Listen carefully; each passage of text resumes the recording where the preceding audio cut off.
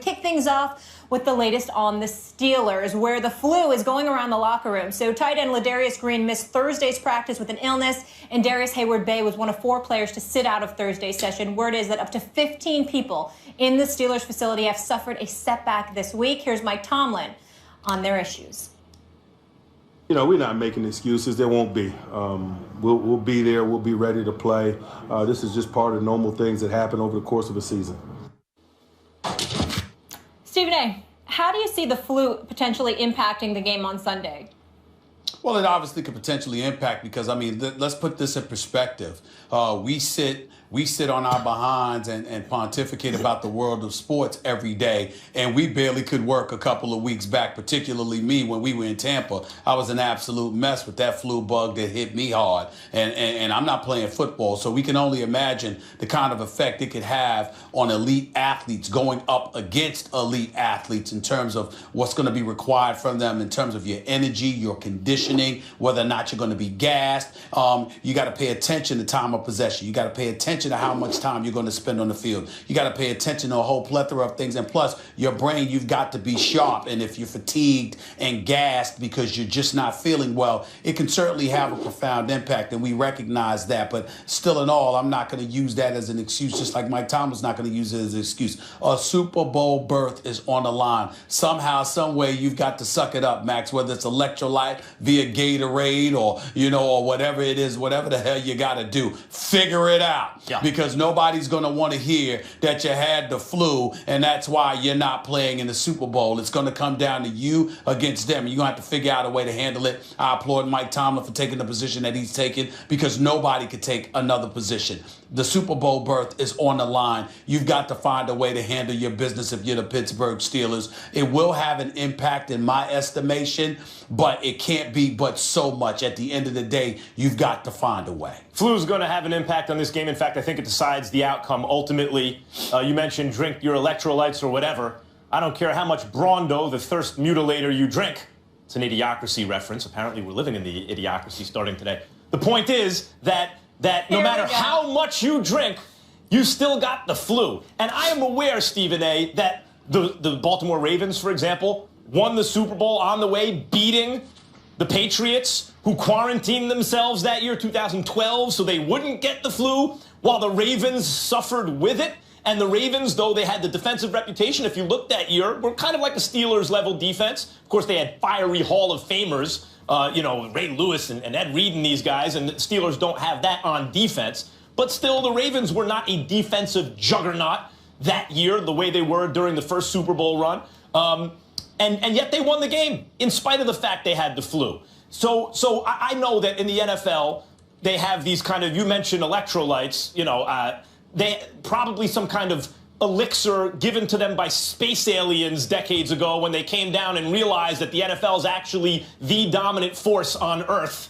Here, take this, because somehow they're able to take stuff that gets them on the field. When we saw the condition you were in and a lot of the staff was in, as you mentioned a week or two ago, you could barely stand up, let alone play football. That's a tall order, but I'm willing to accept that they will pump themselves full of whatever and have enough motivation to get on the field. They will be compromised first. Secondly, the Patriots had more time to prepare, like a day and a half more. Tomlin, we heard that in the Facebook post from Antonio Brown, was upset about that.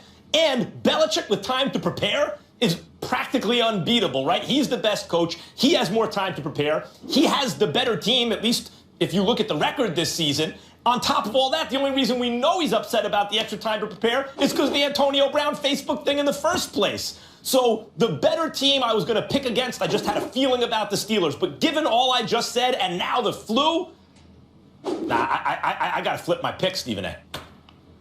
Okay, well, elaborate on that. You picking the Patriots? Is that what you're saying? I am. I think that this was a close enough and tough enough game that with even when the Antonio Brown stuff came out, I was like, uh-oh. That's any little disturbance in the force here could really negatively affect the inferior team, the Steelers, who I just think have just enough with Le'Veon Bell to maybe upset the apple cart. But now you're going to add in the fact that they're in a weakened physical condition and that the Patriots are not.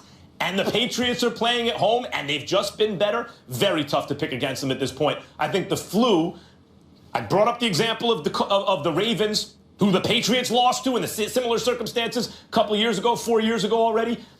I think this is a deciding factor for this game, Stephen A. Well, I'm rolling with the Steelers. I'm not jumping ship on it. I thought about it long and hard. I was very concerned, particularly in the aftermath of the Antonio Brown video coming out, the kind of distraction it could ultimately cause, giving the New England Patriots bulletin board material, et cetera, et cetera. But the way I handicap this game is very, very simple. I'm looking at a guy like a Sean Davis and Artie Burns or Bud Dupree, who came back into the lineup for the Pittsburgh Steelers in Week 11. And I'm looking at what that defense has been able to do since they've returned. And when you look at them over the last 8 to 9 weeks overall, the Pittsburgh Steelers are leading everyone in sacks. They've been really getting after the quarterback. They've limited teams in terms of yards allowed and what have you. And I think when you look at their youth and the kind of youth and speed that they have, even though it isn't the most stout defense, they were god-awful the first half of the season. They've been pretty close to elite the second half of the season. I'm going to look at it from that standpoint and say they could potentially make plays. But the real reason that I'm going the route of the Pittsburgh Steelers is not because of that, because even though they can make plays, you still have the veteran and the greatness of Tom Brady going up against pretty much rookies, and that's going to spell trouble for the Pittsburgh Steelers defensively for the most part. Although, again, I think they can make some plays. Where I really side with the Pittsburgh Steelers is offensively because of Le'Veon Bell. I think if Le'Veon Bell can figure out a way to continue to run the football the way that he has been, doesn't even have to come up to that. He doesn't have to rush for 167 yards as he did in the first game. He doesn't have to run for 170 yards as he did last week against Kansas City. But if he could give you 130 to 150 yards, if he can run on the ground effectively, if he can help chew up that clock and keep Tom Brady on the sideline, I think it disrupts the rhythm of the New England Patriots to some degree. I think it buffers the rhythm of the Pittsburgh Steelers significantly. And I think as a result, it puts them in prime position to steal this game. They're the underdogs. There's at least 6-point underdogs. You know, you got the house betting against them because Tom Brady against that secondary. I look at the Steelers as a result playing with house money, pretty much having little to lose. I wouldn't say nothing, but they have significantly less to lose because the expectations are drastically diminished. I think because of that is why I think that they're going to have an edge, and I'm going to pick the Steelers to upset the New England Patriots to win on the road in Foxborough and get to the Super Bowl. I was with you until the latest news, and you bring up Le'Veon Bell, and he's the most important player in the game, in my opinion, and we've talked about that a lot this week. But it's not like John Riggins. You know, it's not like he's this big punishing back behind a big physical offensive line that's just going to keep 3-4 yards in a cloud of dust, and you're going to keep moving the chains and control the clock that way. His genius at the position is, and it's legend now, his level of patience. He'll literally just stop and analyze the situation and then, and then try to, make a break for it, find the hole and go. He's amazing. But the flu, if that's going around the locker room, if that's affected the offensive line, affects all that kind of stuff. And part of his value is Le'Veon Bell's is wrapped up in the fact that he can line up anywhere, even at the receiver position and catch balls out of the backfield. That's not exactly just a straight running game, a traditional running game where you can control the clock. It was close enough that the Antonio Brown Facebook thing had me wondering. Now the flu stuff comes out. Good luck blocking for your running back if you're compromised. Before we move on, I don't think the flu is going to have any impact on the game or Facebook Gate. These guys are professional athletes. They're always hurt this time of year. They're going to be so hyped up for this game. They're going to have all the right medicines. Well, the last thing they're going to be thinking about is the flu. And there's been a lot of athletes who have played under the weather, and they play their best games because they're overcompensating. But not all at the same time. Let me tell you why I respectfully disagree with you, Molly. Mm-hmm. You're thinking about them. You're not thinking about the competition. Sure, it has no impact on the Pittsburgh Steelers if they're playing against me or Max, but it does have an impact when you're playing against elite dudes on your level. You got to remember, when we make predictions and we engage in prognosticating, we're thinking you at your best, us at our best, mano a mano, what's the deal, what you got? Any kind of slippage whatsoever can potentially impact you. The bigger question is, who specifically is being plagued with the flu. As far as I'm concerned, if it's not the offensive line, if it's not Le'Veon Bell, if it's not Big Ben Roethlisberger, if it's not Antonio Brown or Eli Rogers, I'm good. Ladarius Green having the flu does not concern me that much. Jesse James has done a good job at the tight end spot. I think he can continue to do it. That's how I'm looking at it. It's about who has it. But make no mistake, whoever has it, you're at a disadvantage because you're going up against somebody on your level, which means you need to bring your A game in a game of this magnitude. Yeah, there's historical precedent for what you're saying, Molly. I mentioned the Ravens. I mean, this is the Patriots been all these and we see it with NBA players in the past as well. I know NBA is a different deal. Sport. I get it. Now, so the Ravens were able to do it, again, without like an all-time defense as they did the first go-round for the Super Bowl, and knock the Patriots out who had quarantined themselves, so they were healthy. The Ravens were sick, and yet the Ravens won the game. It's not as though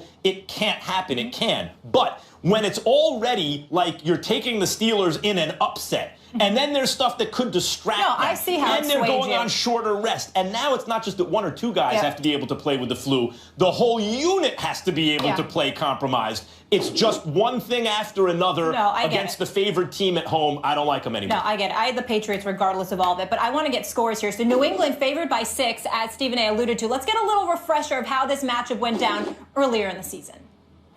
You don't have Ben Roethlisberger. Right now, Andrew Jones is the guy. You always want to go against the best players. I'm sure they'll still be ready to go.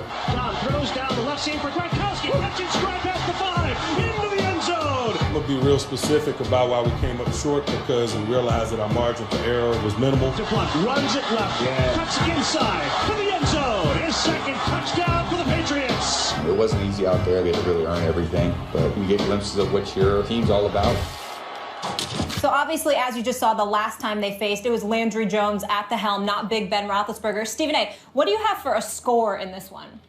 Well, that's why I had a problem with that highlights recapping their initial game. The fact that Landry Jones was the quarterback for the Pittsburgh Steelers in that matchup is, as far as I'm concerned, you could have gave Max and I that time instead of showing those highlights, because Landry Jones being the starting quarterback means the Steelers didn't have a damn quarterback that afternoon. Having said all of that, I am being nice. Having said all of that, here's the deal.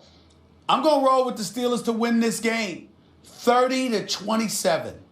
I think somehow, some way, they're going to be down 27-24, 27-23, and the Steelers are going to score TD late in order to win this game.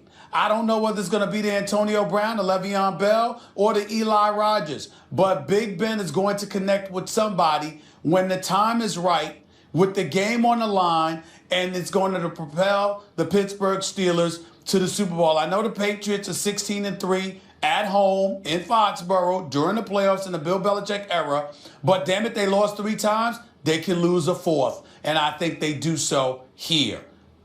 New England Patriots lose this game 30-27, even though I'm emotional about it. Look, this is, you can say whatever, and I have said things about Brady's future and him compared to Aaron Rodgers. He comes up short. But Tom Brady is still a ridiculously great quarterback, playing for the greatest coach in the history of football at any level, on an excellent team that almost never lost this year at home. And in fact, Brady looked very ordinary for times during stretches against Houston. Houston has maybe the best defense in the NFL, and Brady still hung 30-plus on him. And after that game, people are like, I don't know. You see some of those throws by Brady, didn't look so good. They really got to Brady. I put 30-plus on the best defense maybe in the NFL. Given everything that's happened in Pittsburgh, I think the Steelers, they're not going to go out soft. They're going to go out, they're not going to go out without a fight. They'll be fighting till the end, but I think it is the end. 27-20, the win for the Patriots at home. All right, I don't see the Steelers being limited to 20 points. They better not be, damn it. I think they better not find a way to get in the end zone. They better not be limited to 20 points. Patriots defense definitely underrated.